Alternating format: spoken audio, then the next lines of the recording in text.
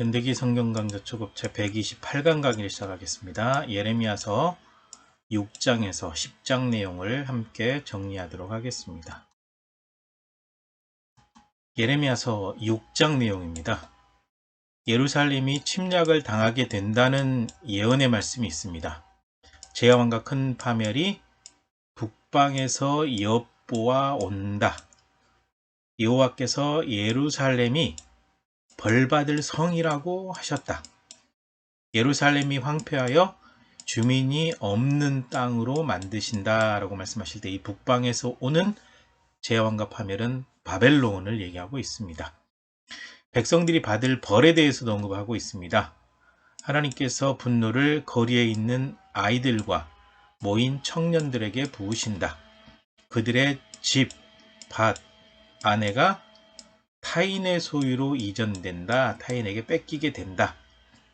가장 작은 자부터 큰 자까지 탐욕을 부리고 선지자로부터 제사장까지 다 거짓을 행하기 때문이다. 이렇게 망한다. 이것 때문이다. 그래서 하나님께서 벌하심으로 그들이 모두 거꾸러진다 라고 말씀하고 있고요. 선한 길에서 떠난 거에 대해서도 언급하고 있습니다. 그들이 하나님의 말씀을 듣지 않고 율법을 거절했다. 하나님의 말씀을 듣고 율법에 순종하는 것이 선한 길인데 떠났어요. 하나님 말씀을 듣지 않고 율법을 거절했다. 그래서 북방에서 한 민족이 올 것이다. 한 민족이 북방에서 오며 큰 나라가 땅 끝에서부터 일어난다.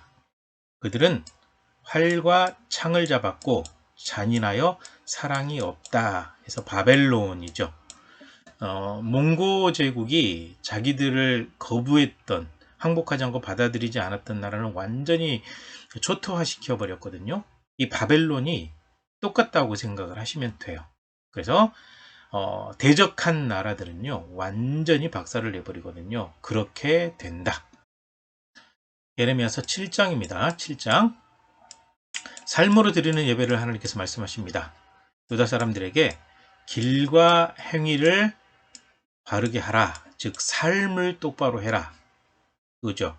이웃들에게 정의를 행하고 이방인 고와 과부를 압제하지 마라. 살인하지 말고 다른 신들을 따르지 마라. 화가 너희에게 있을 것이다. 그래서 하나님 앞에 바르게 사는 삶으로 예배드려라 이 말씀을 하고 있고요. 그 다음에 명령을 거역한 백성들에게 화가 나신 하나님이라고 언급되어 있습니다. 하나님께서 선지자에게 기도해도 듣지 않겠다라고 말씀하시죠. 예레미야 선지자에게 하신 말씀입니다. 유다 성읍들과 예루살렘 거리에서 행한 일들 때문에 하나님께서 화가 나셨다. 그게 뭐냐? 가족들이 합심해서 하늘의 여왕을 위해서 과자를 만들었다. 하늘 여신을 섬겼다. 하나님의 명령에 순종하지 않고 하나님의 말씀에 귀를 기울이지도 않았다. 선지자들을 끊임없이 보냈지만 하나님께 순종하지 않았다. 그래서 하나님께서 진노를 내리신다. 그 다음에 우상을 섬기고 하나님 버린 일에 대해서도 언급하고 있습니다. 흰놈이 아들 골짜기에서 도배산당을 짓고 자녀를 불태웠다. 몰렉을 섬긴 일을 지적하고 있습니다.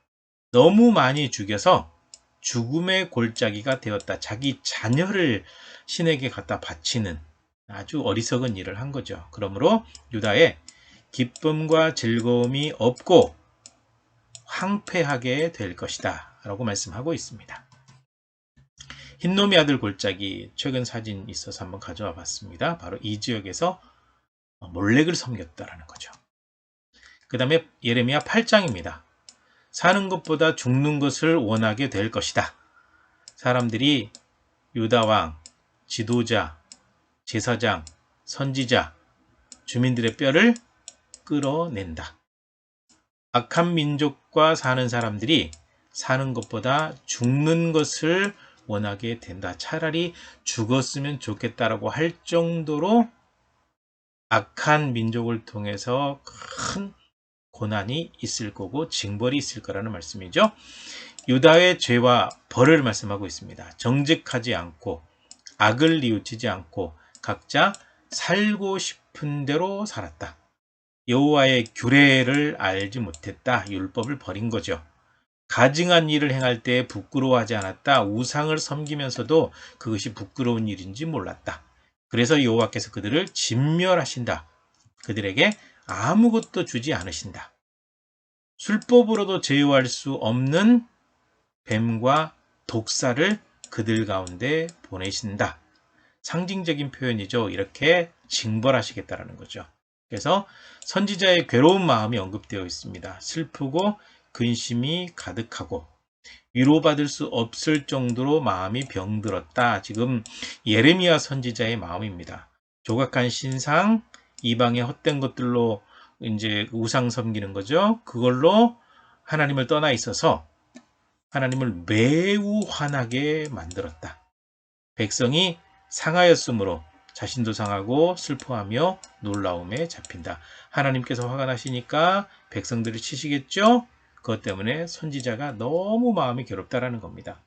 백성이 치료받지 못하는 것 때문에 근심해요. 하나님께서는 이 멸망을 선포하셨기 때문에 선지자의 마음이 너무 괴로워요. 하나님의 말씀을 전하면서도 백성이 망하지 않았으면 좋겠다라는 이 진짜 선지자죠. 예. 그래서 선지자의 마음이 괴롭다라고 언급이 되어 있죠. 그 다음에 예레미야 9장을 보시게 되면 하나님을 알기 싫어하는 백성들입니다. 선지자는 자기 머리가 물이 되고 눈이 눈물 근원이 되었으면 좋겠다라고 얘기를 해요. 그렇게 되면 죽임당한 딸, 내 백성, 같은 딸이 이제 내 백성인 거죠. 위에서 밤낮 울 것이다. 그러니까 내 머리가 그냥 물이 가득 차가지고 계속 백성들을 위해서 울 수 있었으면 좋겠다라는 거예요. 그들이 진실하지 않고 악에서 악으로 진행하고 하나님을 알지 못해요. 속이는 일을 하기 때문에 하나님 알기를 싫어해요. 예, 그 정도죠. 그러니까 이 백성들을 위해서 울 수밖에 없어요, 선지자가. 그리고 하나님의 징계가 언급이 되어 있습니다. 거짓을 말하고 이웃에게 화평을 말하나 마음에는 해를 꾸민다. 악한 짓을 꾸민다. 라는 거죠. 하나님께서 이 일 때문에 벌하고 보복하신다. 예루살렘을 무더기로 만들고 싹 무너져 버려서 이게 그 건물이 다 파괴되어 버리니까 무더기가 되어 버리는 거죠. 그 다음에 승냥이, 짐승이잖아요. 굴이 되게 하신다. 유다의 성읍들을 황폐하게 하여 주민이 살 수 없게 하신다.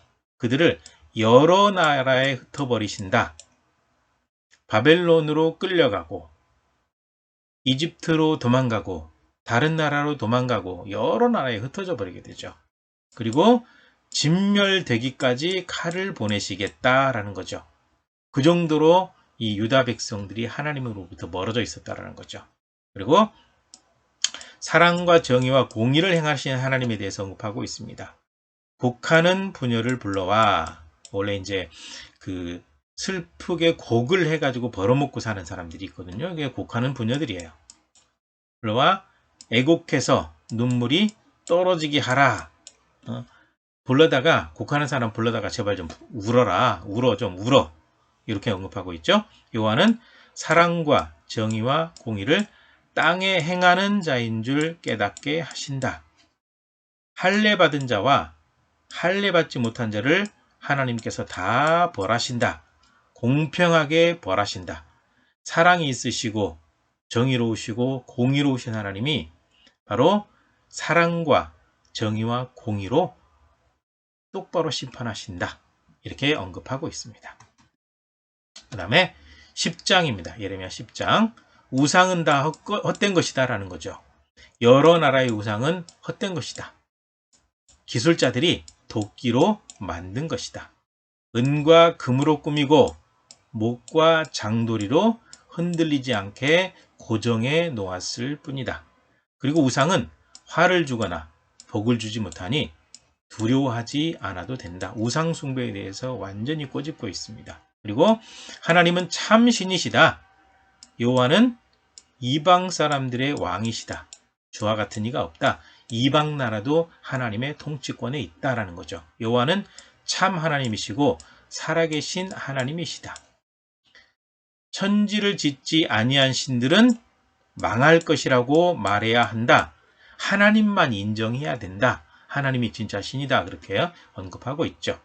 하나님께서 만물을 만드셨다라고 언급하죠. 여호와께서 권능으로 땅을 지으셨고 지혜로 세계를 세우셨다.